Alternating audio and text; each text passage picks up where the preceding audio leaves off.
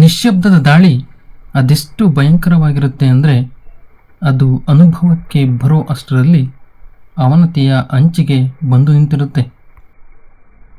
ಆಕ್ರಮಣಕ್ಕೆ ಒಳಗಾದವನು ಬಲಿ ಆಗಲೇಬೇಕು, ಅಷ್ಟು ಕರಾರುವಕ್ಕಾಗಿ ವ್ಯೂಹ ರಚನೆಯಾಗಿರುತ್ತೆ. ಬೇಟೆ ಬದುಕು ಸಾಗಿಸೋಕೆ ಬಹುತೇಕ ಪ್ರಾಣಿ ಪಕ್ಷಿಗಳ ಮುಖ್ಯ ವೃತ್ತಿ. ಮನುಷ್ಯರು ಕೂಡ ಬೇಟೆಯನ್ನು ಪ್ರತಿಷ್ಠೆ ಅಂತಲೇ ಕುಲಕಸುಬಾಗಿಸಿಕೊಂಡಿದ್ದಾರೆ.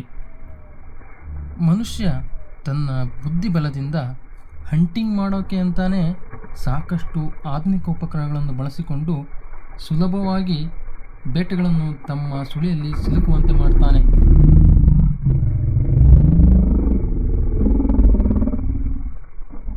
ತಮ್ಮ ತಮ್ಮ ಬುದ್ಧಿ ಹಾಗೂ ಶಕ್ತಿಯ ಅನುಸಾರವಾಗಿ ಪ್ರಾಣಿ ಪಕ್ಷಿಗಳು ಜೀವನೋಪಾಯಕ್ಕೆ ಬೇಟೆಯಾಡ್ತವೆ. ಕೆಲವು ಬಲ ಪ್ರಯೋಗ ಮಾಡಿದರೆ ಹಲವು ಬುದ್ಧಿ ಪ್ರಯೋಗದಿಂದಲೇ ದೊಡ್ಡ ದೊಡ್ಡ ಬೇಟೆಗಳನ್ನು ತಮ್ಮ ಬಲೆಗೆ ಬೀಳಿಸಿಕೊಳ್ಳುತ್ತವೆ. ಇಲ್ಲಿ ನೋಡಿ, ತನಗಿಂತ ಗಾತ್ರದಲ್ಲಿ ದೊಡ್ಡದಿರುವ ಜಿರ್ಜಿಂಬೆಯನ್ನು ಚಿಕ್ಕದಂತಹ ಜೇಡ ಬಲೆಯನ್ನು ಹಣಿದು ಹೇಗೆ ತನ್ನ ಬೇಟೆಯಲ್ಲಿ ಸಿಲುಕಿಸಿಕೊಂಡಿದೆ ಅಂತ.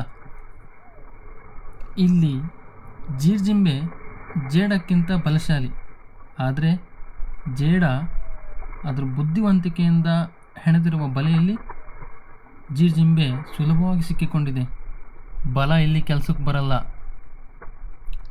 ಇಲ್ಲಿ ಬಲಕ್ಕಿಂತ ಬುದ್ಧಿ ಖರ್ಚು ಮಾಡಿದರೆ ಬದುಕೋಕ್ಕಾಗೋದು. ಬಲ ಐತೆ ಅಂತ ಹರ್ಚ್ಕೋಬೇಕು ಅಷ್ಟೇ.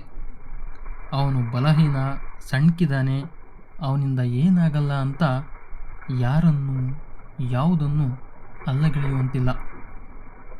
ಅಂಡರ್ ಎಸ್ಟಿಮೇಟ್ ಮಾಡಿದ್ರೆ ನಿನ್ನ ಅವನತಿ ಖಂಡಿತ ಆರಂಭ ಆಗುತ್ತೆ.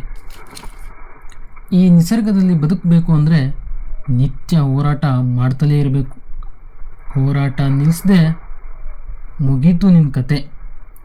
ಅಧಿಕಾರ ಬಲ ಇದೆ ಅಂತ ಅಹಂಬೇಡ. ಯಾರಿಗೆ ಗೊತ್ತು, ನಿನ್ನ ಎದುರಾಳಿಗೆ ನಿನಗಿಂತ ಹೆಚ್ಚಿನದ್ದು ಏನೋ ಇರುತ್ತೆ. B cool, B com, be careful.